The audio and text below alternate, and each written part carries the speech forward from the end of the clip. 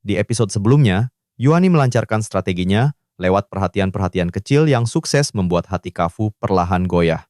Namun, momen manis mereka tak berlangsung lama karena gangguan dari Tian Rui, sang protagonis asli yang terlalu arogan. Tian Rui yang mencoba memenangkan hati Kafu justru berakhir dengan penolakan telak berkat akting memilukan Yuani yang jauh lebih menyentuh hati. Tak terima dengan rasa malunya, Tian Rui mengambil langkah nekat dengan menyewa pembunuh dari klan kegelapan. Sayangnya, ia salah besar memilih lawan. Berbekal kekuatan instan dari sistem, Yuani tanpa kesulitan berhasil melenyapkan ancaman itu. Insiden tersebut pada akhirnya memaksa mereka berdua untuk pergi menuju kota Yangsan demi mencari perlindungan. Tentu saja, sebelum perjalanan dimulai, Yuani menyusun sebuah perpisahan dramatis untuk mengunci hati Ting Shuang sebelum gadis itu terlelap dalam hibernasi panjang. Perjalanan mereka ke kota baru pun penuh dengan rintangan menegangkan. Di tengah hutan misterius, mereka dihadang oleh proyeksi roh Linzu, hingga akhirnya tiba di kota dan disambut oleh Cunyi, pengawal setia Kafu di masa lalu. Kini, di saat hubungan Yuani dan Kafu semakin menghangat, sebuah rintangan baru telah menanti di tengah riuhnya festival kota. Target selanjutnya pun muncul, Guan Yue, sang imam besar yang terkenal dengan kebenciannya terhadap semua pria. Episode sebelumnya ditutup dengan poin afeksi Kafu yang mencapai titik puncaknya, tepat saat gadis itu akhirnya menerima Yuani apa adanya dengan tulus. Inilah kelanjutan kisahnya, Menaklukkan 7 Ratu Iblis, episode 3. Demi menjaga hati Kafu yang sedikit terusik, Yuani memilih untuk menunda sejenak misi dari sistem. Kali ini, ia ingin menjadi dirinya sendiri, bukan sekadar boneka penjelajah waktu yang hidup di bawah perintah. Namun, di tengah momen santai itu, Doding muncul membawa kabar gembira. Selamat tuan rumah, Anda berhasil menyadarkan Kafu sepenuhnya. 1000 poin hadiah telah ditambahkan. Sistemnya langsung naik 2 level, membuka lebih banyak item langka di toko sistem. Sementara itu di tempat lain, Tian Rui tiba-tiba memegangi dadanya, wajahnya meringis, menahan sakit yang luar biasa. Apa ini? Kenapa dadaku tiba-tiba sakit sekali? Sistem utama miliknya pun segera memberikan peringatan. Peringatan untuk tuan rumah. Sistem mendeteksi villainous Kafu telah sepenuhnya sadar dan kembali ke jalan yang benar. Wajah Tian Rui langsung memerah menahan amarah. Kurang ajar. Lalu, apa rencana kita sekarang? Sistem utama segera memaparkan rencana cadangan. Kita harus mempercepat penaklukan villainous berikutnya. Kumpulkan 3000 poin untuk membuka toko sistem level 6. Di sana, Anda bisa membeli item pembalik keadaan untuk mengembalikan tingkat kegelapan Kafu. Mendengar solusi itu, Tian Rui bangkit dengan geram. Cepat lacak keberadaan Guan Yue di kota Yangsan, aku akan menyerangnya sekarang juga. Di sisi lain, Kafu perlahan membuka matanya. Gadis itu baru saja terbangun dari tidurnya. Di sampingnya, Yuani dengan lembut menarik selimut untuk menutupi tubuh gadis rubah itu. Menyadari tatapan Yuani yang berbaring di sampingnya, wajah Kafu seketika memerah padam. Suaranya pun terdengar gugup. Sejak kapan kamu melihatku tidur? Gadis rubah itu buru-buru bangkit dari tempat tidur. Hari ini aku ada urusan di luar bersama Bibi Cunyi. Melihat tingkah lakunya yang menggemaskan, Yuani hanya tersenyum hangat dengan tatapan yang penuh pengertian. Besok adalah hari ulang tahunmu kan? Kalau begitu, aku akan menunggumu pulang di rumah. Mendengar itu, Kafu hanya menunduk dalam diam. Terlihat sekelumit kesedihan terpancar dari sorot matanya. Namun, ia segera berbalik dan berlari keluar dengan wajah yang masih memerah. Aku akan ganti baju di kamarku. Melihat Kafu yang berlari pergi, Yuani hanya terdiam sambil berpikir. Untungnya, heroin pertama sudah berhasil ditaklukkan tanpa ada masalah besar. Tapi anehnya, ia merasa ada yang janggal. Seharusnya dialah sang penakluk. Tapi kenapa ia merasa justru dirinya lah yang telah ditaklukkan oleh gadis rubah itu? Lamunannya buyar seketika saat Doding tiba-tiba membunyikan alarm peringatan. Berkat kenaikan level, radarku jadi lebih sensitif. Sistem utama sedang bergerak mendekati posisi kita. Kabar itu jelas merupakan pertanda buruk.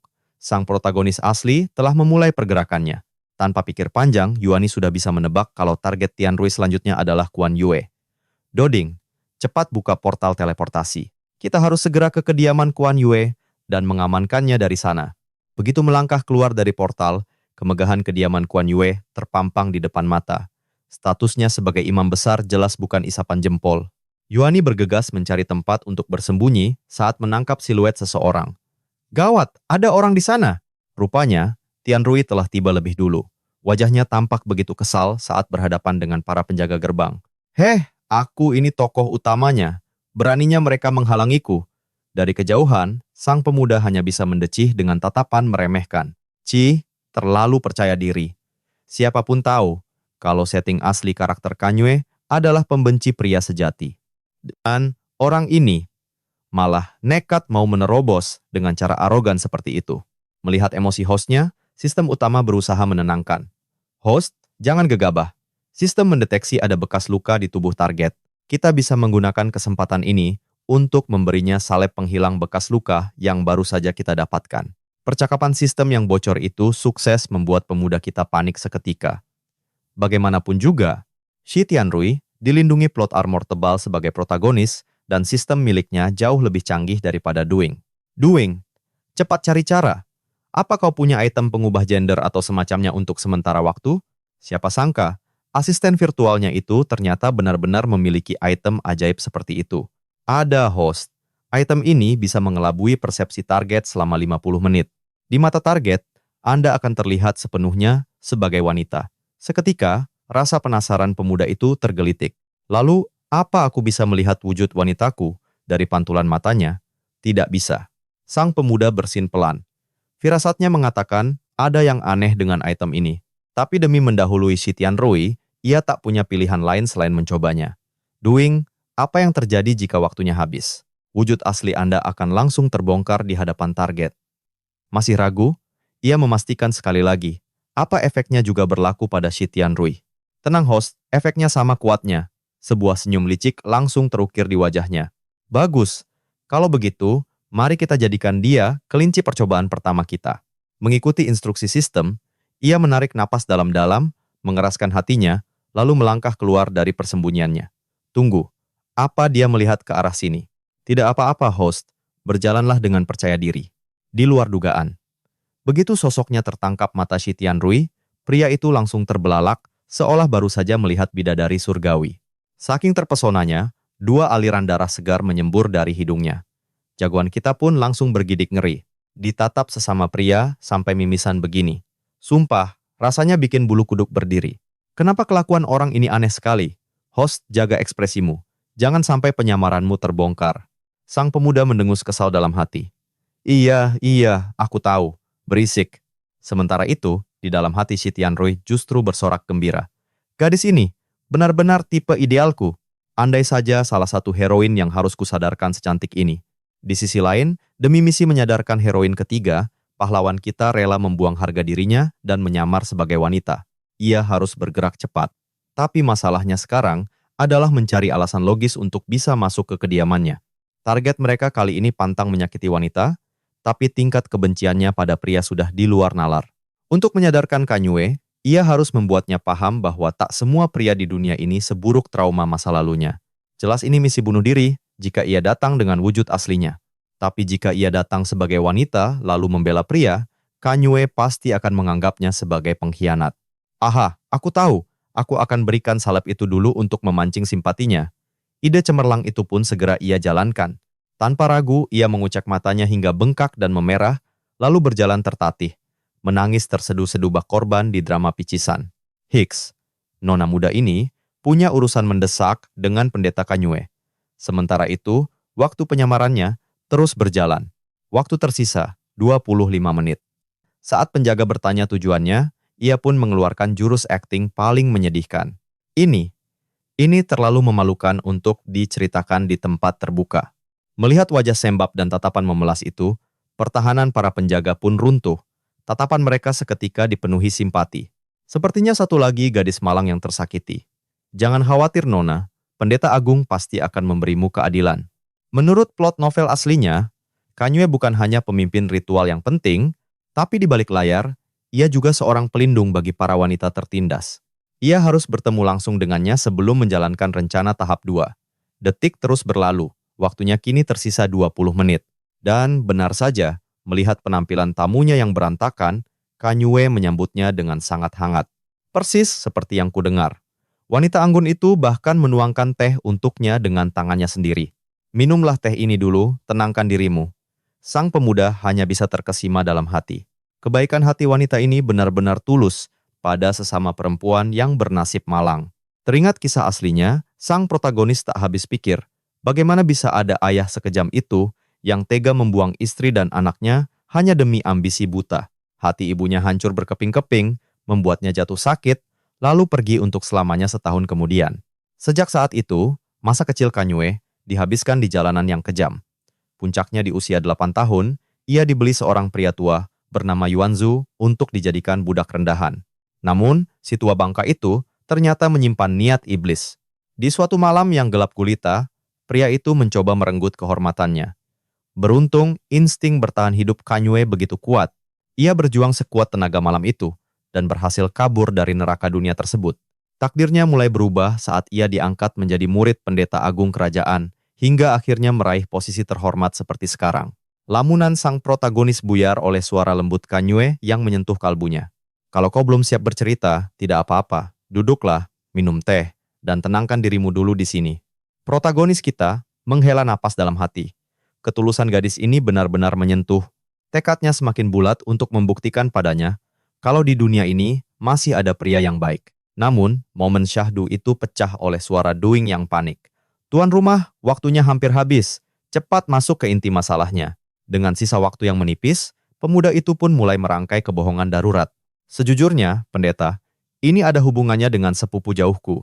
Dia ingin memulai bisnis kecil-kecilan. Aku ingin ikut berdagang dengannya. Tapi keluargaku melarang keras. Mereka bilang, karena aku perempuan, aku tidak boleh merantau. Sesuai dugaan, tatapan Kanyue seketika menajam mendengar kisah diskriminasi yang begitu familiar. Melihat umpannya berhasil ditelan, sang pemuda pun menambah dosis aktingnya, berpura-pura menangis terseduh-seduh. Demi menahanku, ayah bahkan mau menikahkanku paksa dengan pria tua bangka yang usianya 20 tahun lebih tua. Padahal, aku hanya ingin mandiri. Bagaimana bisa seorang ayah memperlakukan putrinya seperti barang? Amarah Kanyue seketika meledak. Wanita itu langsung memeluk erat tubuh rapuh di depannya untuk memberinya kekuatan. Jangan takut, aku tidak akan membiarkan ayah manapun memaksa putrinya. Pulanglah dulu, bicarakan baik-baik dengannya. Kalau dia masih keras kepala, aku sendiri yang akan turun tangan membelamu. Dalam pelukan erat itu, pemuda kita berpura-pura terharu, sampai benar-benar nyaris kehabisan napas. Dengan berat hati, ia melepas pelukan hangat itu dan menunduk hormat. Setelah bicara dengan pendeta, hatiku jauh lebih lega. Sebagai tanda terima kasih, mohon terima salep penghilang bekas luka ini. Kanyue sempat menolak halus, tapi tamu jejadian itu terus memaksa pantang menyerah. Tidak bisa, pendeta harus menerimanya. Tentu saja, ini adalah bagian krusial dari rencana tahap kedua. Tujuannya, agar sang target menyimpan dan mencoba sendiri khasiat salep itu. Kalau pancingan ini sukses, langkah ketiga dijamin akan berjalan jauh lebih mulus. Melihat waktu penyamarannya tinggal 1 menit, pemuda itu langsung panik. Ia buru-buru pamit dan kabur dari kediaman Kanyue. Kalau sampai wujud aslinya sebagai pria terbongkar, tamat sudah riwayatnya. Sepeninggal gadis misterius itu, Kanyue tiba-tiba merasa ada yang janggal. Salep penghilang bekas luka. Siapa sebenarnya dia? Bagaimana dia tahu aku punya bekas luka sejak kecil? Kini, apakah salep itu akan dipakai atau tidak? Sepenuhnya bergantung pada seberapa dalam trauma Kanyue. Saat sang protagonis tengah menganalisa rencananya, Doding tiba-tiba membunyikan alarm di kepalanya. Cepat sembunyi, tuan rumah. Aku mendeteksi aura kufu di dekat sini. Sembunyi yang rapat, jangan sampai ketahuan. Pemuda itu menepuk jidatnya. Dia baru ingat kufu memang bilang mau menemui Kanyue untuk suatu urusan. Tapi, kenapa harus di saat yang bersamaan seperti ini? Tanpa ia sadari, semua gerak-gerik paniknya saat bersembunyi sedang diawasi lekat oleh Ayuan dari kejauhan. Ayuan tersenyum penuh makna melihat pemandangan aneh itu.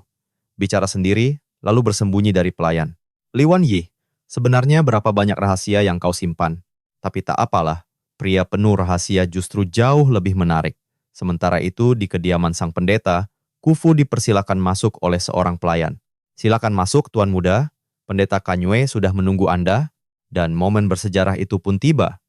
Saat dua penjahat wanita terkuat akhirnya saling berhadapan. Tanpa basa-basi, Kufu langsung memohon dengan tatapan putus asa, kumohon. Bantu aku melepaskan segel terkutuk di dalam tubuhku. Permintaan itu menggantung di udara. Tatapan Kuan Yue menajam, seolah menembus jiwa tamunya. Klan rubah dari keluarga Ke. Apa kau sang putri dari klan itu? Seketika, ekspresi Khufu menjadi sedingin es. Klan kami sudah musnah. Aku, bukan lagi seorang putri. Namun, Kuan Yue bisa melihat dengan jelas bara ambisi yang menyala di balik sorot mata itu untuk membangkitkan kembali klannya yang hancur.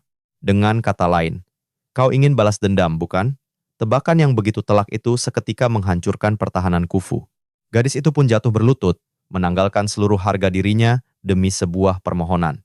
Melihat pemandangan menyedihkan itu, Kuan Yue menghela napas. Membuka segel itu bukanlah perkara yang mudah. Prosesnya akan sangat menyiksa. Aku takkan melarang obsesimu, tapi pikirkanlah sekali lagi. Namun, tekad membara di wajah Khufu justru membuat Kuan Yue diam-diam bersimpati, bahkan menaruh hormat padanya. Baiklah, beri aku beberapa hari untuk melakukan persiapan. Aku akan mengirim seseorang untuk mengabarimu nanti. Keputusan itu bagai secercah cahaya harapan di mata Khufu. Namun, jauh dari suasana tegang di kediaman pendeta. Protagonis kita justru sedang panik setengah mati di rumahnya. Rasanya sudah ingin menyerah pada keadaan. Dauding, cepat cari cara agar aku bisa keluar. Aku harus menyadarkan penjahat lain tanpa ketahuan Khufu. Sistem asistennya menjawab dengan nada santai yang menyebalkan, tentu saja ada caranya. Tapi, harganya sedikit premium, dan Tuan harus berlangganan setiap bulan. Sontak, pemuda itu mengumpat dalam hatinya. Sialan, kenapa sistem ini hobi sekali menjual item mahal dengan skema langganan yang seperti perampokan terselubung? Mengabaikan rintihan batin tuannya, Dauding mulai mempromosikan produknya, boneka pengganti, harganya 100 poin per bulan. Boneka ini mampu meniru ekspresi dan gerakan dasar tuan, bahkan bisa menjawab pertanyaan simpel dari para penjahat wanita. Untuk mengelabui mereka sementara waktu, dijamin aman. Tapi jika mereka mulai curiga, risikonya tuan akan ketahuan. Karena sudah terdesak, pahlawan kita pun pasrah. Baiklah. Aku coba langganan 1 bulan dulu. Kehilangan 100 poin hasil kerja kerasnya membuat hatinya terasa begitu pedih. Demi menebus kerugian besar ini, dia pun bertekad. Setelah makan malam nanti, dia akan mencari alasan masuk ke kamar untuk menguji coba boneka itu untuk pertama kalinya. Misinya malam ini hanya satu, menyelinap keluar untuk memastikan apakah Kuan Yue benar-benar memakai salep pemberiannya. Otaknya berputar kencang menyusun strategi. Dia harus selangkah lebih maju dari si Tianrui. Bagaimanapun juga, pria arogan itu adalah protagonis asli di dunia ini, dan bajingan itu sudah mulai bergerak mendekati targetnya. Lamunannya seketika buyar. Khufu tiba-tiba pulang dan langsung berlari menghampirinya dengan wajah berseri-seri. Yuanji, ini luar biasa. Pendeta Kuan Yue setuju untuk membantuku membuka segelnya. Seketika, pemuda itu memasang senyum palsu yang paling meyakinkan. Benarkah? Wah, selamat ya. Tapi tiba-tiba senyum manis di wajah Khufu memudar. Ia menyuruhnya diam, lalu mundur selangkah dengan tatapan penuh selidik. Yuanji, jangan bergerak. Kenapa? Ada aroma sang pendeta di tubuhmu. Tubuh Li Yuanji membeku seperti patung. Habislah sudah, dia benar-benar tertangkap basah. Sial, ini pasti karena dia lupa mandi setelah misi tadi. Di tengah suasana mencekam, Dauding justru merusak momen dengan notifikasi konyolnya. Peringatan. Sistem mendeteksi fluktuasi emosi negatif dari Khufu. Refleks, pemuda itu membentak sistemnya dalam hati. Diam. Tidak perlu kau beritahu. Orang buta pun tahu, dia sedang cemburu setengah mati. Meskipun Khufu telah kembali ke jalan yang benar. Sifat pencemburunya yang akut ini akan jadi penghalang terbesar bagi misinya. Tatapan tajam Khufu kini bak seorang detektif yang menginterogasi tersangka. Yuanji, jujur padaku. Apa kau baru saja bertemu Kuan Yue? Pemuda itu tergagap, lidahnya keluh seketika. Otaknya berputar secepat gasing, mencari-cari alasan untuk berkelit. Jika dia berbohong 100% dan sampai ketahuan, amukan gadis ini akan jauh lebih mengerikan dari apapun. Satu-satunya jalan keluar adalah dengan mencampurkan sedikit kebenaran dengan kebohongan besar. Lalu, mencuci otaknya hingga ia percaya bahwa omong kosong ini adalah sebuah kebenaran mutlak. Sambil menghela napas berat, pemuda itu memasang ekspresi paling menyedihkan yang bisa ia ciptakan. Sejujurnya, aku tak ingin kau tahu soal ini. Aku hanya tulus ingin membantumu. Bersamaan dengan itu, tangannya meraih bukti palsu dari saku, sekotak salep bekas luka yang sudah ia siapkan. Rencana awalku adalah memberikan ini pada Nona Kuan Yue, sambil memohon agar dia mau menolongmu. Kalimatnya sengaja ia gantung, menciptakan jeda yang penuh drama. Suaranya dibuat bergetar, seolah menahan malu yang teramat dalam. Tapi, kau tahu sendiri kan? Dia begitu membenci kaum pria. Baru 2 kata terucap, aku langsung diusir tanpa ampun olehnya. Kejadian ini benar-benar mempermalukanku. Karena itulah aku enggan bercerita. Aku memang pria yang tak berguna. Pentas drama itu ditutup dengan seulas senyum pasrah yang menyiratkan keikhlasan. Tapi syukurlah, kau berhasil menyelesaikannya sendiri. Mendengar pengakuan yang syarat pengorbanan fiktif dan super dramatis itu, seketika tatapan tajam Khufu melunak. Matanya mulai memerah, menahan gelombang haru yang membuncah di dada. Kau nekat menemuinya sendirian hanya demi aku?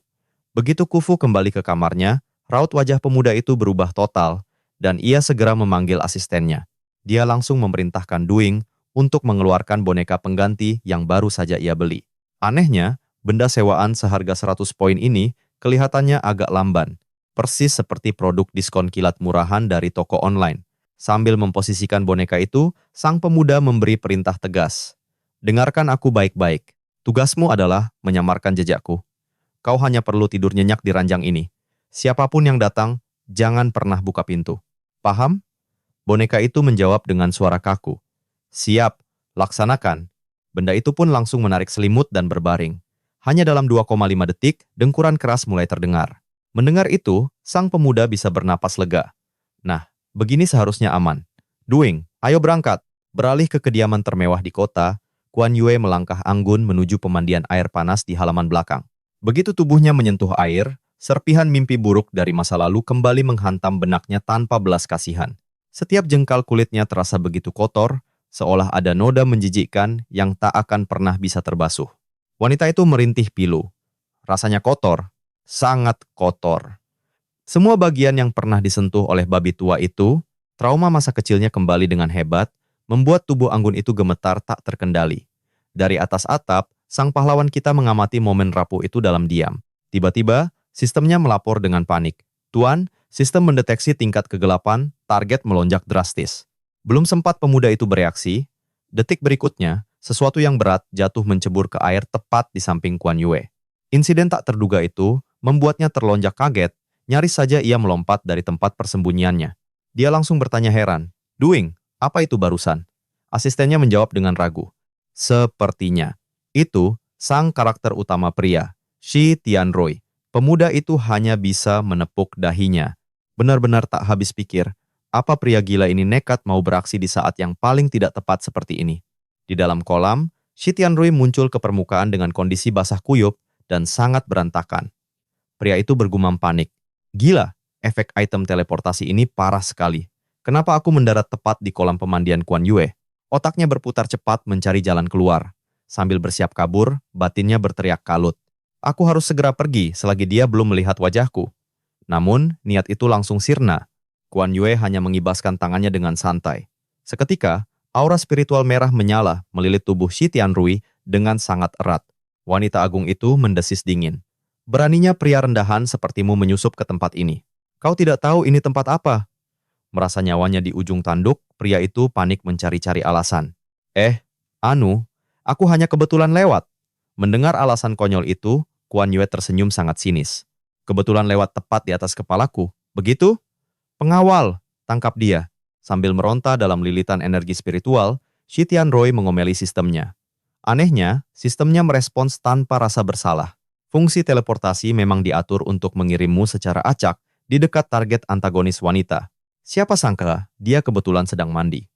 Melihat tawanannya malah berbicara sendiri, amarah Kuan Yue semakin meledak. Pria ini pasti punya niat jahat. Seret dia. Sadar situasinya gawat, Shi Tianrui segera mengaktifkan teleportasi darurat. Hanya dalam sekejap mata, pria kurang ajar itu lenyap dari hadapan Kuan Yue. Merasa dipermainkan, Kuan Yue mendengus kesal, lalu memberi perintah tegas pada para penjaga yang baru tiba. Sebuah perintah tegas menggema. Mulai hari ini, perketat semua penjagaan. Jika ada pria manapun yang lancang masuk tanpa izinku, tak perlu lapor, seret saja dia ke penjara bawah tanah. Menyaksikan sandiwara konyol dari atas atap, pemuda kita hanya bisa terdiam membisu. Jurus pendekatan macam apa barusan itu? Dia sungguh tak habis pikir dengan logika sinting si protagonis asli. Sambil menggelengkan kepala, dia hanya bisa mendengus geli dalam hati. Pasti ini klise murahan dari novel roman picisan. Sengaja menjatuhkan diri agar terlihat spesial di mata wanita. Tapi cara yang ini jelas-jelas cari mati. Lagi pula, ulah barbar si Tianru sukses besar menghancurkan rencananya malam ini. Jangankan untuk melancarkan aksi lanjutan, ulah konyol itu justru menaikkan tingkat kegelapan Kanye, membuat kewaspadaan targetnya pada kaum pria kini berada di level maksimal. Di tengah kekalutan itu, jagoan kita baru teringat sesuatu yang genting. Ritual kontrak Khufu akan segera tiba. Begitu ritualnya dimulai, gadis itu akan melepaskan feromon tingkat tinggi non-stop selama 7 hari 7 malam. Demi menghindari risiko dan demi persiapan ritual, pemuda itu memutuskan untuk mundur sementara waktu. Dalam sekejap, dia berteleportasi kembali ke kamarnya, lalu segera memasukkan boneka pengganti ke dalam inventaris. Dan tepat pada detik itu juga, tutu sebuah suara lembut terdengar dari balik pintu. Yani, apa kau sudah tidur? Syukurlah, dia pulang di saat yang tepat.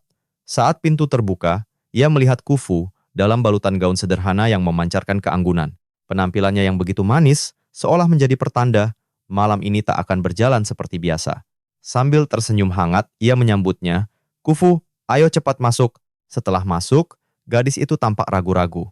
Ia merogoh sesuatu dari balik lengan bajunya, lalu menyodorkan sebuah bungkusan kecil. "Ini, kue kacang hijau, aku sengaja membelinya saat dalam perjalanan pulang. Aku tidak tahu apa kau akan menyukainya." Melihat perhatian sekecil itu, hati sang pemuda seketika luluh. "Tentu saja aku suka," jawabnya lembut. "Apapun yang darimu, aku pasti menyukainya." Namun di balik ketenangannya, tangan mungil Khufu terlihat gemetar. Gadis itu menunduk, lalu mengaku dengan suara pelan. "Kata pendeta, proses pelepasan segelnya akan sangat menyakitkan. Meskipun aku berusaha tegar, sejujurnya, aku sangat takut." Pemuda itu membalas dengan senyuman yang menenangkan, berusaha memberinya rasa aman. "Tidak apa-apa," bisiknya. "Selama kau butuh, aku akan selalu ada di sisimu, sekarang dan selamanya." Mata Khufu seketika melebar, menahan gelombang haru yang membuncah saat menatap lekat-lekat pria di hadapannya. "Yuandri, kuharap kau akan selalu seperti ini. Tolong, jangan pernah kembali menjadi dirimu yang dulu." Tanpa sedikit pun keraguan, pemuda itu menjawab dengan tatapan mantap. "Tentu saja, aku berjanji." Dalam hatinya, ia tahu betul jiwa brengsek pemilik tubuh ini sudah lama lenyap. Hingga tiba saatnya sistem memulangkannya, dia bersumpah akan memperlakukan Khufu dengan kebaikan dan kelembutan. Di tengah momen hangat itu, sebuah notifikasi dari Dojing tiba-tiba muncul. Tingkat kegelapan target menurun. Poin afeksi pada tuan rumah bertambah 1. Dalam hati pemuda itu bersorak penuh kemenangan. Mungkinkah Kiye sudah mencoba salep dariku? Jika benar, besok pagi ia pasti akan panen poin lagi. Kembali ke dunia nyata, momen yang ditunggu-tunggu pun akhirnya tiba. Khufu tampak gelisah, wajahnya merona saat menggumamkan, "Sebentar lagi adalah hari ulang tahunku." Jagoan kita tentu saja langsung menangkap kode itu. Menurut lore ras manusia hewan di dunia ini, sekali ritual kedewasaan dimulai, ia akan melepaskan feromon kuat non-stop selama 7 hari. Untungnya, villainess lain, Ting Shuang, masih hibernasi. Sementara Kuan Yue pasti sedang sibuk dengan salep pemberiannya. Artinya, selama seminggu ke depan, ia bisa 100% fokus pada Khufu tanpa ada gangguan. Kini, hanya ada satu masalah utama yang mengganjal pikirannya. Apakah fisik manusia serigala level rendah ini sanggup bertahan selama 7 hari non-stop? Dengan panik, ia segera bertanya pada sistemnya. "Dojing, apa ritualnya bertahap atau non-stop?" Sistem menjawab cepat, sifatnya bertahap namun berkelanjutan. Namun, ritual 7 hari ini akan sangat menguras stamina. Untuk mencegah kegagalan, disarankan tuan rumah membeli cairan nutrisi penguat fisik. Membayangkannya saja sudah membuat pemuda itu bergidik ngeri. Mendengarnya saja sudah bikin merinding. Berikan aku beberapa botol sekaligus." Botol-botol nutrisi itu langsung tersimpan dalam sistemnya. Tak pakai lama, ia menenggak semuanya dalam satu tarikan napas. Seketika itu juga, efek dahsyatnya langsung terasa. Staminanya pulih total, dan seluruh tubuhnya dialiri energi yang meluap-luap. Merasakan pemuda itu telah siap, Khufu pun bangkit perlahan dari posisinya. Dengan wajah memerah dan suara bergetar, gadis itu berbisik, "Yani, sebentar lagi pukul 12. Tubuhku akan mulai berubah." Sebenarnya, tanpa perlu diberitahu pun, pahlawan kita sudah bisa merasakan aroma feromon manis yang mulai menyebar tak terkendali di udara. Malam itu, keduanya telah siap sepenuhnya. Momen mendebarkan yang dinanti-nanti Khufu akhirnya tiba. Hanya demi melihat senyum tulus dari wanita itu, semua pengorbanan dan usahanya terasa tak sia-sia. Mari kita putar waktu sejenak ke beberapa jam sebelumnya. Di kediamannya, Kuan Yuewe terlihat bimbang saat hendak mengoleskan salep pemberian gadis aneh siang tadi. Namun, saat salep itu menyentuh kulitnya, sebuah senyuman langka yang telah lama sirna akhirnya terukir kembali di wajah sang pendeta agung.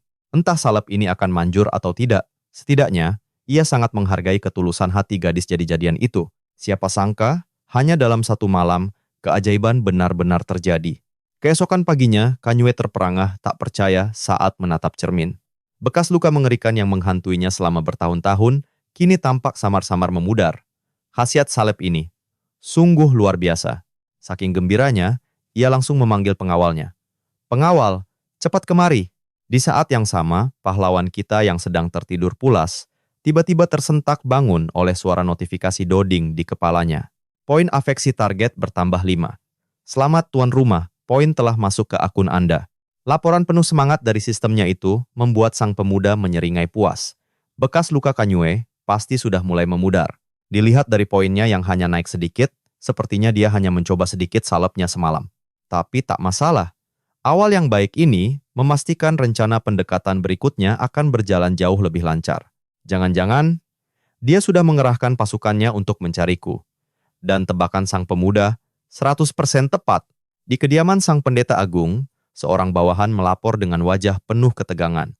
"Kami telah menyisir seluruh kota, tapi kami tidak menemukan jejak nona itu sama sekali. Kemungkinan besar, dia sudah meninggalkan kota ini." Laporan itu membuat dahi Kuanu berkerut heran. Meninggalkan kota? Bukankah dia warga sini? Apa jangan-jangan dia kawin lari dengan sepupunya itu? Mengingat betapa keras kepalanya gadis itu membela kaum pria kemarin, Kuanu tertawa kecil. Ternyata dia gadis yang nekat juga. Baiklah, jika tidak ketemu, jangan dipaksa. Namun, rasa penasarannya pada khasiat salep itu tak bisa ditahan. Ia pun memberikan perintah baru. "Tunggu sebentar, bawa wadah ini ke pasar. Cari tahu, siapa yang menjual salep seperti ini di sana." Kembali ke kamar pahlawan kita, Doding melaporkan dengan antusias. "Tuan rumah, orang-orang di pasar sedang heboh. Pendeta Agung sedang mencarimu. Kapan kita akan melancarkan langkah berikutnya?" Melihat asistennya yang tak sabaran, sang pemuda menjawab dengan santai. "Tidak perlu terburu-buru. Tunggu sampai dia nyaris putus asa mencari obatnya, barulah kita muncul di saat yang tepat." Doding masih merasa cemas dengan strategi tarik ulur ini. Bagaimana jika dia menyerah di tengah jalan? Sambil bersandar santai, sang pemuda menjelaskan dengan penuh keyakinan. Bekas luka itu adalah penghinaan terbesar dalam hidupnya, sesuatu yang tak akan pernah bisa ia lupakan. Sekarang setelah secercah harapan muncul, dia tidak akan mungkin melepaskannya begitu saja. Lagi pula, setelan awal karakternya adalah sosok yang sangat gigih dan pantang menyerah. Sementara itu, di sudut lain, Kufu hanya bisa geleng-geleng kepala melihat Yi yang lagi-lagi bicara sendiri ke udara hampa. Gadis itu membatin pasrah. Yah, dia memang selalu aneh. Mengabaikan hal itu, Kufu menatap tajam pemuda di hadapannya. "Aku sudah bicara dengan Cunyi.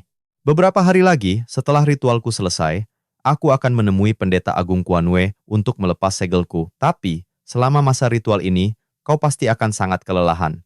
Bukannya mengeluh, pemuda itu justru tertawa menggoda. "Melelahkan? Sama sekali tidak. Aku siap melayanimu kapanpun kau mau." Seketika, wajah Kufu memerah padam karena malu. Ia pun mengomel manja. "Cunyi masih di sini. Jangan bicara sembarangan." Melihat gadis di depannya yang salah tingkah, hati sang pemuda berbunga-bunga. Kenapa dia bisa semenggemaskan ini? Tapi tunggu, mengapa pipi Kufu seketika merona panas seperti terbakar? Astaga, ia baru menyadari. Bisikan hatinya tadi ternyata terucap begitu saja. Tapi apa boleh buat? Lagi pula, itu adalah fakta yang tak terbantahkan. Rubah kecil miliknya ini memang teramat menawan. Di tengah keheningan itu, Kufu mendadak mendekat dan berbisik lirih. "Saat kekuatanku pulih sepenuhnya nanti, mungkin aku takkan bisa berada di sisimu sesering ini." Ucapan itu bagai lonceng yang menyadarkannya. Pemuda itu teringat kembali pada alur cerita di novel aslinya. Benar juga, setelah Kufu bangkit sepenuhnya, ia akan sibuk menyatukan kembali para loyalis klan orang tuanya. Dalam setahun, gadis ini bahkan akan menjadi panglima perang, memimpin pasukannya sendiri memburu para pengkhianat. Mengetahui takdir besar yang menantinya, sang pemuda mengangguk mantap. "Aku akan menjadi bayangan yang selalu mendukungmu dari belakang." Mendengar itu, senyum geli terukir di bibir Kufu. Entah kenapa, janji Yuan barusan terdengar seperti keluhan seorang istri setia yang ditinggal suaminya bertugas. Dengan suara lirih dan wajah yang bersemu merah. Gadis itu bertanya, "Apa aku merepotkanmu semalam?" Sontak, jagoan kita membusungkan dada dengan penuh kebanggaan. Memang cukup merepotkan, tapi bukan masalah besar. Tenagaku masih lebih dari cukup untuk menanganinya. Seolah memberi hadiah atas kerja kerasnya, Kufu tiba-tiba mencondongkan tubuh dan mengecup lembut kening pemuda itu. Sebuah senyuman manis nan misterius terukir di bibirnya. Sementara itu, di sudut lain pasar yang ramai, para utusan Kanyue masih kebingungan mencari informasi. Mereka telah menyisir 7 hingga 8 toko obat ternama, namun hasilnya tetap saja nihil. Tak ada satupun petunjuk mengenai salep misterius yang mereka cari. Salah satu dari mereka mulai mengeluh putus asa. Jika tim lain berhasil, mereka pasti sudah menyalakan suar pertanda. Perintah Pendeta Agung sangatlah mutlak. Apapun caranya, kita harus mendapatkan salep itu. Di sisi lain, Shru yang mengawasi dari kejauhan mulai merasa pusing 7 keliling. Seharian penuh ia membuntuti para pelayan itu, menyaksikan mereka kebingungan mencari sosok misterius dan obat langka. Pria itu bergumam dalam kebingungan, "Tunggu dulu, adegan ini sama sekali tidak ada di novel aslinya. Apa mungkin ada transmigrator lain yang sengaja mengacaukan alur cerita?" Tapi anehnya, aku sudah mengawasi kediaman Kuan Yue seharian dan tak melihat satupun sosok mencurigakan yang melintas. Waktu pun berlalu. Ritual pemulihan Kufu selama 7 hari 7 malam akhirnya usai. Kini, aura Kufu terpancar jauh lebih kuat dan murni.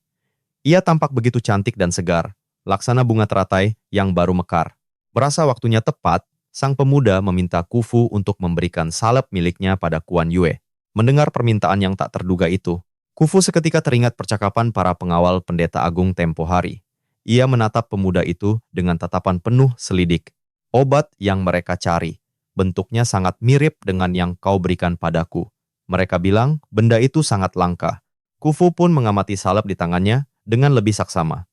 Kecurigaannya semakin memuncak. Kenapa bisa semirip ini? Sadar penyamarannya nyaris terbongkar, sang pemuda dengan cepat merangkai alasan yang logis. Intinya, ia berdalih bahwa ini semua demi Kufu agar bisa meninggalkan kesan baik di mata Pendeta Agung. Saat meminta bantuan seseorang, bukankah tidak sopan jika datang dengan tangan hampa? Lagi pula, aku sudah siapkan buah tangan lainnya untukmu. Bawa saja semuanya sekaligus. Terbuai oleh rayuan manis itu, Kufu akhirnya mengangguk patuh. "Baiklah, aku mengerti." Akan tetapi, raut wajahnya seketika meredup, menyadari mereka akan berpisah untuk sementara waktu. Kita mungkin akan berpisah cukup lama. Bisa jadi 10 hari, atau bahkan setengah bulan sebelum aku kembali. Pemuda itu tersenyum hangat, suaranya terdengar begitu menenangkan. "Tidak masalah.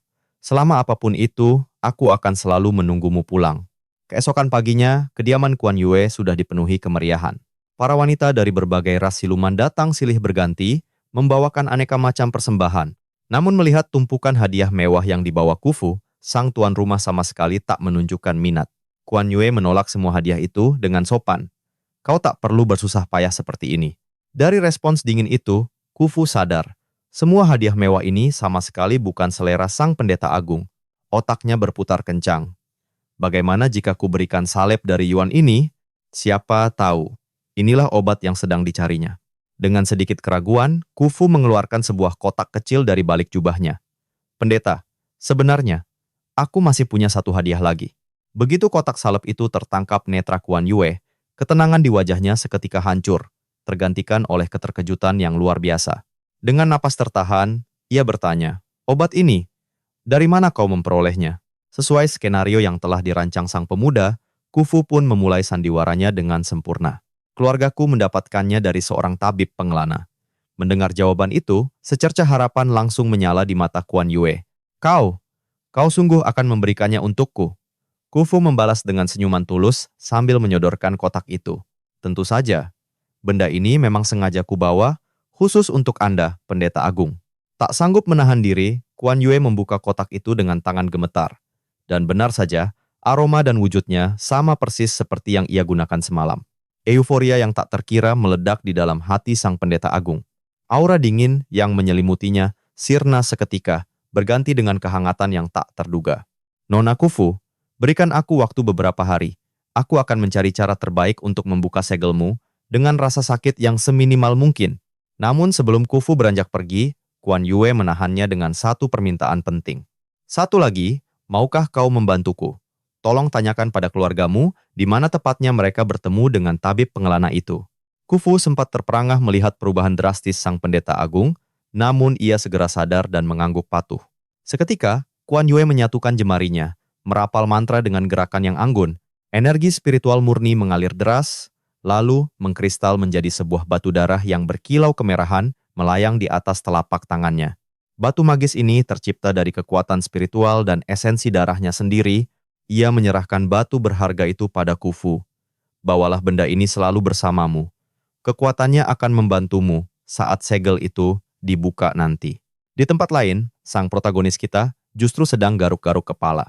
Item-item di toko sistem memang bikin ngiler semua, tapi item yang benar-benar OP, harganya nggak masuk akal. Dia sadar harus bergerak lebih cepat untuk mengumpulkan poin dari para fileta. Tiba-tiba, sebuah notifikasi dari Duding memecah lamunannya. Poin afeksi Kuan Yue melonjak drastis. Sebuah bintang kembali bersinar di panel sistem. Selamat, Anda meraih bonus 100 poin. Sebuah senyum puas terukir di wajahnya. Strateginya ternyata jenius juga. Bahkan tanpa harus turun tangan langsung, ia berhasil memanen poin afeksi dengan mudah. Bekas luka di tubuh Kuan Yue benar-benar titik lemah terbesarnya. Melihat kemajuan pesat ini, Duding bertanya, "Tuan, jika semua bekas lukanya sembuh total, akankah level kegelapannya langsung anjlok ke 0? Namun, sang pemuda menggeleng pelan. Raut wajahnya berubah serius. Luka fisik hanyalah puncak gunung es dari penderitaannya. Luka batin dari tragedi keluarganya adalah akar masalahnya. Tapi, ini adalah langkah awal yang sempurna." Di tengah percakapan mereka, sebuah detail menarik perhatiannya. Toko sistem eksklusif miliknya akan segera naik ke level 3. Matanya langsung berbinar. Wih, belanja item-item OP bakal jauh lebih miring harganya. Ia pun menepuk asisten virtualnya. "Duding, tumben-tumbennya kamu bawa berita bagus." Namun, ketenangannya tak berlangsung lama saat seseorang tiba-tiba datang. "Loh, Khufu, kenapa kau sudah kembali?" Ia terkejut melihat Khufu pulang begitu cepat dari kediaman pendeta agung, apalagi dengan wajah yang berseri-seri. Tanpa bisa menahan euforianya, Khufu langsung menceritakan semua kejadiannya. Sikap pendeta agung benar-benar berubah. Dia sangat baik. Dia berjanji akan mencari cara paling aman untuk membuka segelku. Dan lihat, dia bahkan memberiku batu darah ini. Dengan kekuatan batu ini, aku bisa membuka segel lapis pertamaku seorang diri. Setelah meluapkan kegembiraannya, tatapan Khufu pada sang pemuda melembut, berubah menjadi tatapan yang dalam dan penuh perasaan. Tak sanggup lagi membendung gejolak hatinya, Khufu tiba-tiba maju dan mengecup bibir sang pemuda dengan lembut. Dan pada saat itu juga, keajaiban terjadi di panel sistem. Bintang afeksi yang tadinya berwarna merah muda, tiba-tiba meledak menjadi warna merah menyala. Duding sampai mengalami sistem error. Benar-benar syok melihat fenomena langka itu. Sepanjang sejarahnya sebagai AI, baru kali ini ia menyaksikan bintang afeksi berevolusi menjadi hati merah. Ternyata, Fileta yang sudah pulih sepenuhnya masih bisa mengalami lonjakan perasaan. Di tengah keterkejutan Duding, notifikasi lain kembali muncul. "Selamat Tuan, dalam waktu kurang dari 5 menit, toko sistem Anda telah melesat ke level 3. Diliputi kebahagiaan yang meluap-luap, pemuda itu tak kuasa menangkup kedua pipi Khufu. "Kau ini, benar-benar dewi keberuntunganku." Tanpa ragu, ia pun mendaratkan ciuman balasan yang begitu manis sebagai hadiah. Namun, momen romantis itu seketika buyar saat mereka sadar Chun Yi telah berdiri di sana, mengawasi keduanya. Wajah Khufu pun langsung memerah padam menahan rasa malu yang luar biasa. Sejak hari itu, sang pemuda pun memulai misinya, menjalankan strategi 3 cabang layaknya playboy profesional untuk menaklukkan hati ketiga wanita itu sekaligus. Beberapa waktu berselang, di dalam kamar, Khufu tengah berjuang mati-matian menahan gelombang energi darah yang mengganas di tubuhnya, berusaha mengarahkannya untuk menghancurkan titik segel yang membelenggunya. Menyaksikan proses ekstrem itu, sang pemuda justru yang terlihat lebih tegang, keringat dingin membasahi pelipisnya melebihi Khufu sendiri. "Bagaimana? Apa kau baik-baik saja?" Dengan napas yang masih memburu, Khufu menyunggingkan senyum tipis. "Ini berhasil." Namun tepat setelah kata itu terucap, Khufu tiba-tiba ambruk berlutut. Ia mencengkeram dadanya, menahan rasa sakit yang tak terperikan akibat efek samping pembukaan segel paksa itu. Bagaimanapun, tubuhnya sudah terlalu lama tidak merasakan lonjakan kekuatan dahsyat seperti itu. Fisik Khufu yang masih lemah jelas belum siap menahan tekanan sebesar itu. Melihat wanita tercintanya tersiksa, hati sang jagoan seakan teriris. Ia pun membujuk dengan lembut. Istirahatlah sebentar, kita bisa coba lagi nanti. Tapi dengan sifat keras kepalanya, Khufu menolak mentah-mentah. Tidak, aku akan menuntaskannya dan membuka segel lapisan pertama ini. Sekarang juga. Mengabaikan larangan sang pemuda, Khufu kembali memaksakan diri, memanggil kekuatan magis dari batu darah merah. Berulang kali ia menguras esensi energinya, mencoba mendobrak paksa pertahanan segel itu. Setelah percobaan kesekian kali, Khufu tiba-tiba mengerutkan dahi, lalu menarik energinya dengan wajah penuh frustrasi. Kenapa? Esensi mentalku tiba-tiba tidak berefek lagi. Mendengar kegagalan itu, kepanikan langsung melanda sang pemuda. Apa kita perlu bertanya pada pendeta agung? Khufu menggeleng lemah dan menjelaskan situasinya. Tidak perlu. Ini salahku. Aku terlalu gegabah. Aku tidak mengikuti aliran sihir dari batu darah merah ini dengan benar. Sepertinya, selama 3 hari ke depan, aku harus melakukan kultivasi tertutup. Aku tidak boleh diganggu sama sekali, juga tidak boleh makan ataupun minum. Mendengar syarat yang begitu berat, sang pemuda menyanggupinya tanpa ragu sedikit pun. Baiklah, fokus saja pada dirimu. Urusan rumah, serahkan semuanya padaku. Sebelum memulai, Khufu menambahkan satu pesan lagi dengan suara lirih. Satu hal lagi, Yuani.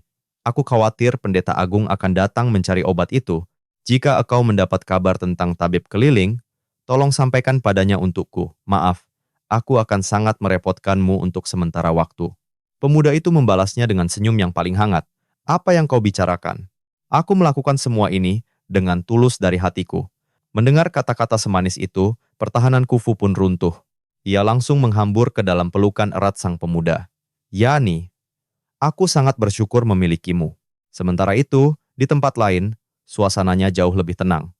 Tepatnya, di pemandian air panas kediaman sang pendeta. Seorang pelayan dengan sangat teliti mengoleskan sisa salep penyembuh luka ke punggung majikannya. Sang pendeta agung bertanya lembut. Masih tersisa? Berapa banyak salepnya?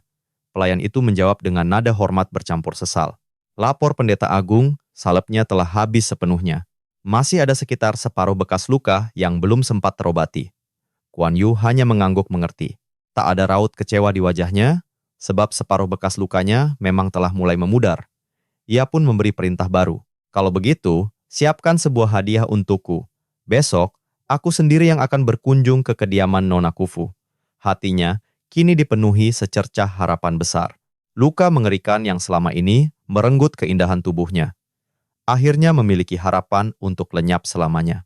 Berbeda dengan ketenangan di sana, suasana di kediaman sang jagoan justru terasa tegang. Khufu telah resmi memulai kultivasi tertutupnya. Sang pemuda pun perlahan menutup pintu dari luar, memberikannya privasi penuh. Begitu pintu tertutup rapat, Chun Yi yang menunggu dengan cemas di luar, langsung menghujaninya dengan pertanyaan. Bagaimana keadaan Tuan Putri? Sang pemuda bergegas menenangkannya agar pelayan setia itu tak semakin panik. Tenanglah, kau tak perlu khawatir. Tadi memang ada sedikit masalah saat proses pembukaan segel. Karena itu, untuk sekarang dia harus mengasingkan diri, demi menstabilkan kembali aliran energi darah di tubuhnya. Tepat sebelum melangkah pergi, sang protagonis teringat sesuatu dan menoleh pada pelayan setianya. Oh iya, Chunji. Aku masih memiliki sisa 3 botol salep penghilang luka.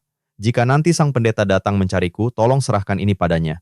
Ia sengaja menciptakan sebuah alasan agar tak perlu bertatap muka langsung dengan targetnya. Ia tahu betul, 3 botol salep itu takkan pernah cukup untuk menyembuhkan semua lukanya. Besok, aku akan keluar mencari tabib itu lagi. Sementara itu, pastikan kau menjaga pintu kamar Khufu dengan ketat selama 3 hari ke depan. Jangan biarkan seorang pun masuk dan mengganggunya. Sikap Chunji seketika berubah, tatapannya kini penuh dengan rasa hormat yang mendalam. Jelas sekali pelayan setia itu telah merestui sepenuhnya hubungan antara pria di hadapannya dengan sang nona. Melihat perubahan positif itu, sebuah senyum tipis terukir di bibirnya.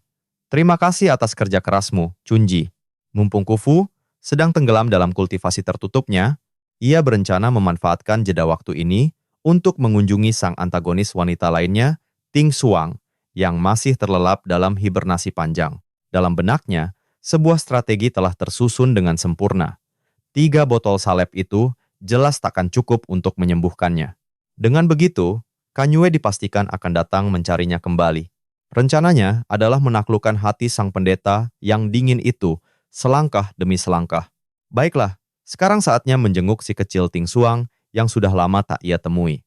Ia pun melangkah mendekati tempat gadis itu terbaring, seraya membatin dalam hati. Sang ratu kegelapan ada tepat di depan mataku, tapi takdir justru memaksaku masuk ke dalam mimpi buruknya dan kembali terikat dengannya. Masa hibernasi Ting Suang sejatinya masih tersisa 2 bulan lagi. Agar gadis itu tak kedinginan dan memiliki persediaan makanan saat terbangun nanti, sang protagonis sengaja menyiapkan selimut bulu angsa yang hangat dan meletakkan beberapa hidangan lezat di sisinya. Ia berharap saat Ting Suang membuka mata, hatinya akan tersentuh melihat semua perhatian kecil ini. Jika perasaannya sudah terpicu, poin afeksinya pasti akan meroket tajam. Namun, rencananya yang indah seketika buyar saat asisten virtualnya berteriak panik. Gawat tuan, sistem mendeteksi tingkat kegelapan Ting Suang melonjak drastis. Mendengar peringatan darurat itu, sang protagonis ikut panik luar biasa. Jangan-jangan dia terperangkap dalam mimpi buruk hingga tingkat kegelapannya nyaris menembus batas maksimal. Doding, cepat cari cara. Kalau begini terus, kita berdua bisa dimusnahkan oleh sistem. Di tengah kepanikan tuannya, sang asisten kecil justru menjawab dengan nada yang kelewat santai. Tidak perlu panik, tuan bisa membeli jimat masuk mimpi untuk menyusulnya. Harganya murah kok, hanya 100 poin. Meski dongkol karena harus kembali mengorbankan poin, ia tak punya pilihan lain demi menyelamatkan nyawa mereka berdua. Bisa gila aku menghadapi kalian. Baiklah, aku beli sekarang.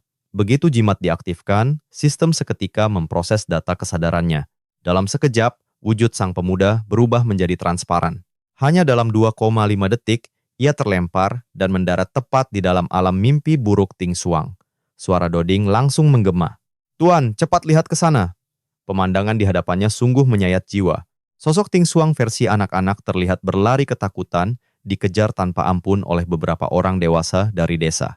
Di dekapannya, gadis kecil itu menggenggam erat sepotong daging hasil curiannya. Karena panik, kakinya tersandung batu, hingga tubuh mungilnya jatuh tersungkur, menghantam tanah dengan keras. Salah satu penduduk desa menariknya dengan kasar dan membentak, "Sini berikan padaku. Kalau kau berani datang ke desa ini lagi, kami akan menghajarmu sampai mati." Dasar anak pembawa bencana, warga lain menimpali dengan cibiran yang tak kalah kejam. Cih, itu karena kami masih menghargai mendiang ayahnya. Tapi lain kali, dia tak akan seberuntung ini. Dari kejauhan, sang pemuda bisa merasakan aura kebencian pekat mulai menyelimuti tubuh kecil Ting Suang. Kini ia paham. Tragedi masa lalu inilah yang telah menghancurkan jiwa gadis itu. Pantas saja saat dewasa, sang ratu kegelapan tumbuh menjadi sosok yang begitu kejam dan penuh curiga pada semua orang. Tak tega melihat siksaan batin itu, ia pun melangkah maju, berjongkok, dan mengulurkan tangannya untuk membantu gadis kecil itu. Jangan takut, aku di sini untuk melindungimu. Kau pasti sangat lapar, bukan? Namun, gadis kecil yang trauma itu justru mendorongnya dengan kasar. Siapa kau? Lepaskan aku. Tapi tak lama, perlawanannya mendadak terhenti. Ia tertegun, menatap wajah di hadapannya dengan tatapan penuh keraguan. Utusan dewa, Doding segera memberi penjelasan. Tuan, di dalam mimpi ini, ingatannya memang dimanipulasi, tapi rasa kedekatannya dengan Anda tidak akan pernah hilang. Mendengar itu, pemuda tersebut mengangguk mengerti. Dengan lembut, ia mengusap kepala Ting Suang. Aku bukan utusan dewa, tapi aku datang untuk melindungimu. Percayalah padaku. Tak akan kubiarkan seorang pun menyakitimu lagi. Kehangatan tulus itu akhirnya meluluhkan hati kecil Ting Suang dan membuatnya percaya. Tangan mungilnya ia letakkan di telapak sang pemuda, lalu bersama mereka melangkah mencari tempat berlindung. Tanpa ragu, pemuda itu merelakan 200 poin miliknya untuk membangun sebuah tempat perlindungan darurat. Tapi di luar dugaan, Ting Suang menolaknya mentah-mentah. Itu rumah manusia. Aku tidak mau masuk ke sana. Dengan sabar, sang penolong membujuknya. Bukan, ini bukan rumah manusia. Ini rumah yang kubuat khusus untukmu. Kalau kau takut, bersembunyilah di sini dan biarkan tempat ini menjagamu. Kata-kata manis itu meruntuhkan pertahanannya.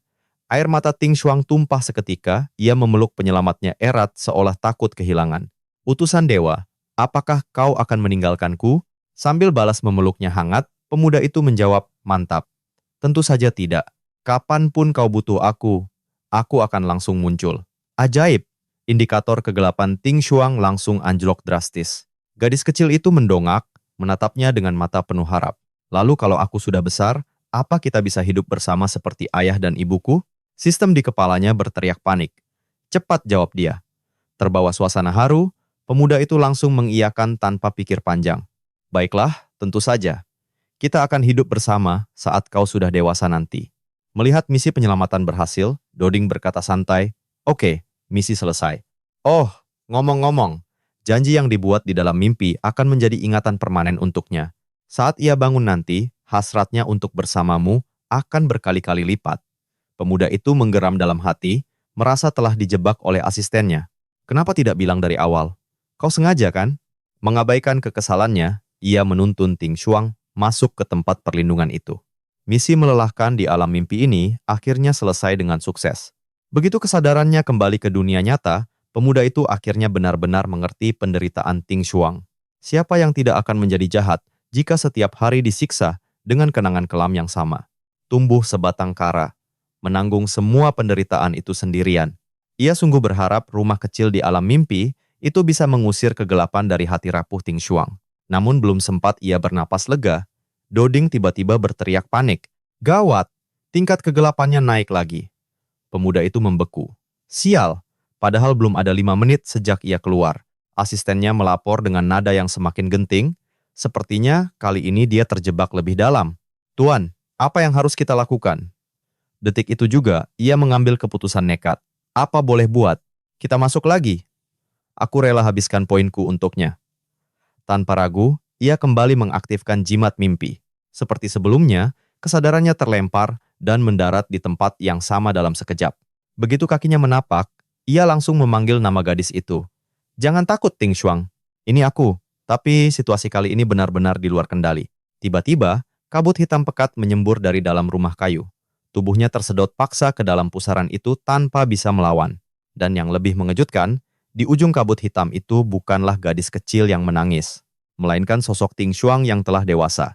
Begitu ia ditarik mendekat, wanita itu langsung membantingnya ke lantai. Tatapan matanya penuh aura membunuh. Ting Shuang mendesis dingin, kau bilang, kau akan selalu ada saat aku membutuhkanmu.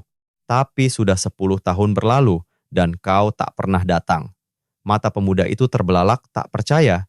1 menit di dunia nyata ternyata setara dengan 10 tahun penuh di alam mimpi ini. Gadis kecil yang rapuh itu, dalam sekejap mata, telah berubah menjadi wanita dewasa yang menyimpan dendam mendalam. Tanpa peringatan, Ting Shuang dewasa menyeret tubuhnya, paksa masuk ke dalam rumah kayu. Di balik amarahnya, air mata terus mengalir di pipinya. Di tengah isak tangis yang memilukan, ledakan amarah dan keputusasaan menyelimutinya. Kau penipu, dasar pembohong. Selama 10 tahun, kau sama sekali tak pernah datang menemuiku. Namun sang pemuda mencoba menenangkannya, menjelaskan situasi rumit ini dengan suara selembut mungkin. Bukan seperti itu. Aku tidak pernah menipumu. Ini semua hanyalah mimpi. 1 detik di duniamu bisa terasa seperti 10 tahun di dimensi ini. Dan saat ini, kau terperangkap dalam mimpi buruk yang kau ciptakan sendiri. Jika kau terus terlarut di sini, kau mungkin tak akan pernah bisa terbangun di dunia nyata.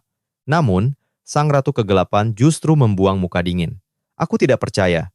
Kau pasti hanya mencoba mengelabuiku lagi. Merasa gemas dengan kekeras kepalaannya, pemuda itu hanya bisa menghela napas pasrah. Ayolah, kalau aku memang mau menipumu, untuk apa aku susah payah kembali ke sini mencarimu untuk kedua kalinya? Dengar, jika kau sungguh-sungguh ingin bersamaku, kau harus berjuang melepaskan diri dari mimpi buruk ini. Melihat ketulusan yang terpancar dari mata pria itu, tatapan dingin Ting Shuang perlahan mulai melembut. Wanita itu terdiam sejenak. Aku terdiam sebelum mengajukan sebuah syarat mutlak yang mengejutkan. Aku mau melepaskan mimpi ini, asalkan kau bersedia melakukan sebuah ritual bersamaku. Seketika, otak sang pemuda berputar kencang. Toh semua yang terjadi di dimensi ini tidaklah nyata. Jika dia menolak sekarang, targetnya ini justru akan semakin tenggelam dalam kegelapan abadi. Tanpa ragu, ia langsung mengangguk mantap. Baiklah, aku setuju. Aku bersedia bersamamu, bahkan hingga kehidupan-kehidupan kita selanjutnya. Lalu, ritual seperti apa yang kau inginkan? Apapun itu, aku akan mengikutinya. Mendengar jawaban itu, awan kesedihan di wajah Ting Shuang sirna seketika, digantikan oleh senyuman yang begitu mereka bahagia. Wanita cantik itu pun langsung melompat ke dalam pelukannya, lincah seperti seekor kelinci kecil yang riang. Nah, karena adegan ritual berikutnya hanyalah rutinitas yang membosankan, Mari kita percepat saja bagian ini untuk menghemat durasi. Tak lama berselang, notifikasi nyaring dari Ding tiba-tiba terdengar di benaknya. Selamat tuan rumah. Ting Xuang di dunia nyata telah berhenti menghitam dan berhasil lolos dari mimpi buruknya. Poin perasaan hadiah 500 poin berhasil ditambahkan ke saldo sistem. Kini, jalan untuk menaklukkan sang ratu kegelapan telah terbuka lebar di depan mata. Mengingat Ting Xuang masih dalam masa hibernasi panjang, dan Khufu sedang fokus menjalani kultivasi tertutup selama 3 hari ke depan, sang pemuda memutuskan untuk beralih ke target berikutnya. Sang villain, ketua klan Ruanlin. Berdasarkan alur cerita novel aslinya, segel yang mengurung ketua klan bernama Ruan Linzu itu terkenal mustahil untuk bisa dilepaskan. Sialnya, sang penulis novel tidak pernah menjelaskan secara detail bagaimana cara membuka segel terkutuk itu. Setelah menimbang segala kemungkinan, pria itu akhirnya mengambil sebuah keputusan nekat.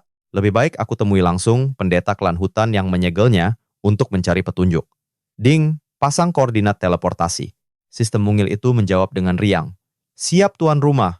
Pegangan yang kencang ya.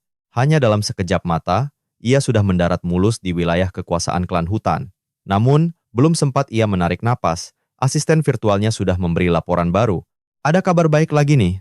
Poin perasaan Kanyi bertambah 0,5 poin.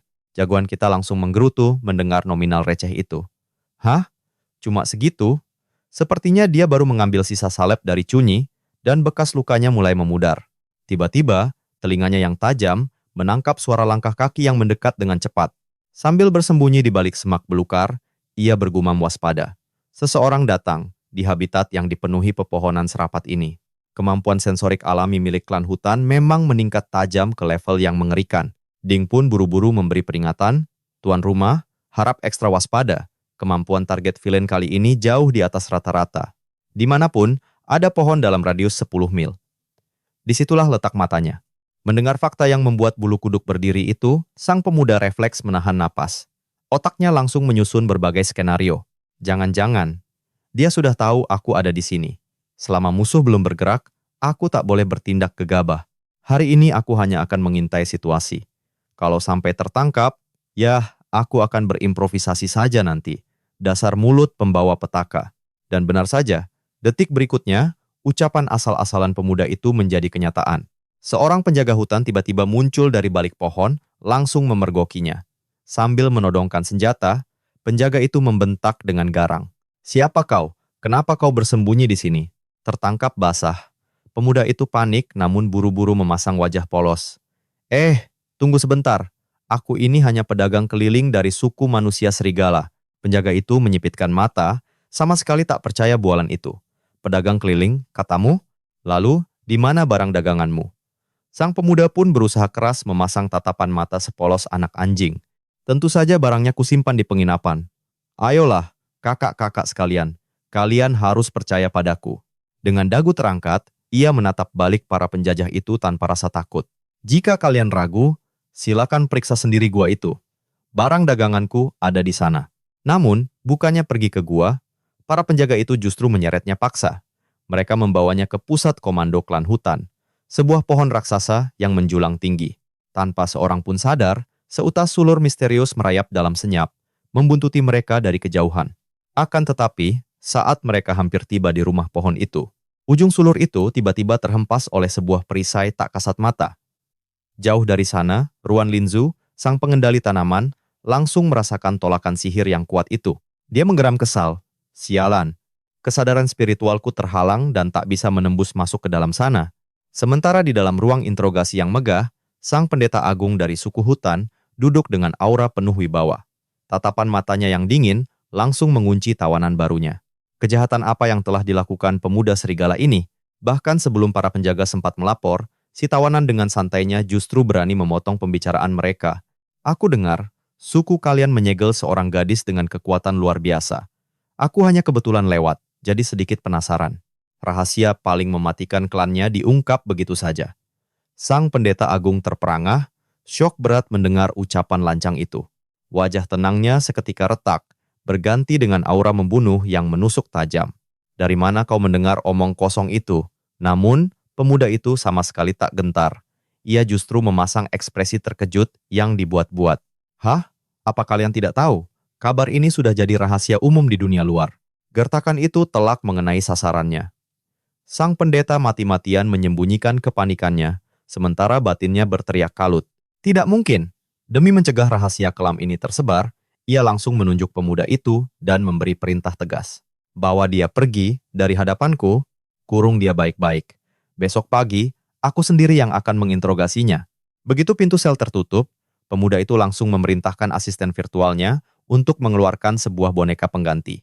Melihat tingkah tuannya yang siap berbuat nekat lagi, sang sistem kecil hanya bisa menampilkan ekspresi bingung. Jagoan kita hanya mendengus sinis, mengejek AI-nya. Dasar bodoh, aku sudah memancingnya. Dengan kabar yang tersebar luas, Pendeta Agung pasti akan mengecek tempat penyegelan itu. Tugas kita adalah mengikutinya diam-diam, sementara boneka ini akan menyamar sebagai aku. Setelah mengatur posisi boneka, ia memberi perintah eksekusi. Dauding, aktifkan teleportasi. Pindahkan aku ke dekat Pendeta Agung. Sekarang. Seketika, ia lenyap tanpa jejak. Pemuda itu tak bisa menahan senyum, mengagumi kejeniusan rencananya sendiri. Dan tebakannya 100% jitu.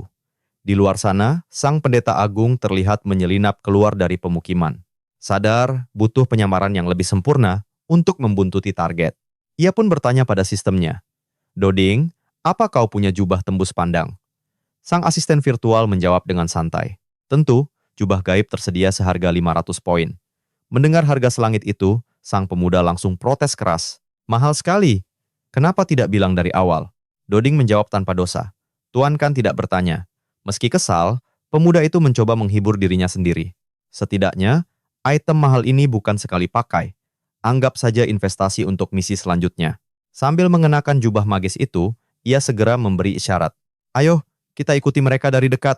Dari jarak yang tak terlihat, ia menyaksikan rombongan pendeta memasuki area pohon kuno raksasa.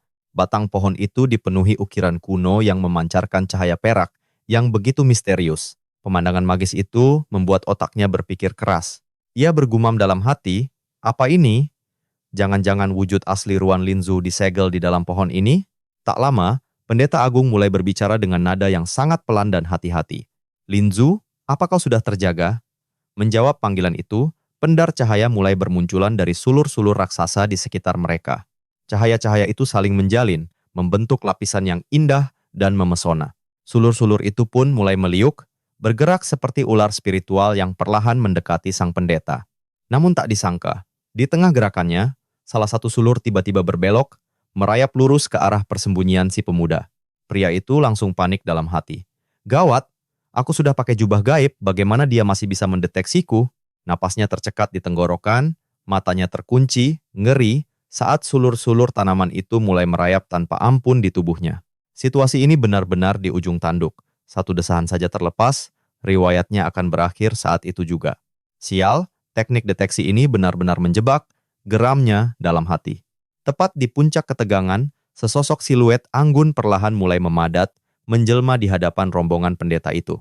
Kulitnya yang sebening kristal memancarkan cahaya hijau kebiruan yang begitu memesona sekaligus mengerikan. Menatap tajam sang tamu tak diundang, Ruan Linzu melontarkan pertanyaan dingin, untuk apa kau datang mencariku?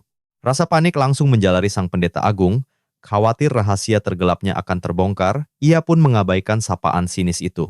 Dengan cemas, ia merapal segel tangan untuk memeriksa kekuatan segel pengekang. Melihat kegelisahannya, Linzu hanya tersenyum meremehkan.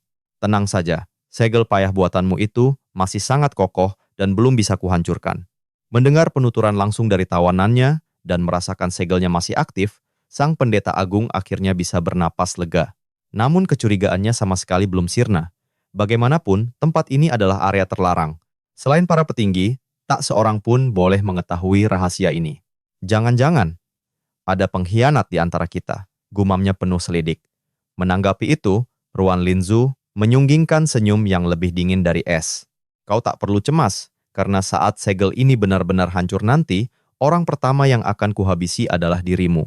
Mendengar ancaman mematikan dari jarak sedekat itu, sistem di kepala sang protagonis langsung panik. Sistem segera melakukan pemindaian dan mendeteksi tingkat kegelapan yang luar biasa dari gadis klan Ruan Lin tersebut. Doding melapor dengan cemas, peringatan. Hanya tersisa 2 bintang hitam lagi sebelum dia tak bisa diselamatkan. Bukannya ikut panik atau mencari cara kabur, Jagoan kita justru menyuruh sistemnya untuk tenang. SSTT, jangan berisik. Kita amati dulu situasinya dari sini sampai mereka semua pergi. Sembari mengintai dari balik jubah gaibnya, jiwa petualang sang pemuda justru bergejolak. Ia berseru dalam hati dengan antusias. Penjahat wanita sekejam ini baru namanya sebuah tantangan. Di sisi lain, sang pendeta agung gemetar ketakutan, mundur beberapa langkah mendengar ancaman Linzu. Ia buru-buru mencoba membela diri. Aku menyegelmu karena terpaksa. Mendengar dalih klise itu, Ruan Linzu perlahan menundukkan kepalanya. Tatapan wanita itu jatuh pada sang pendeta, penuh dengan penghinaan yang menusuk. Oh, benarkah? Tapi, menghabisimu nanti adalah murni karena keinginanku sendiri?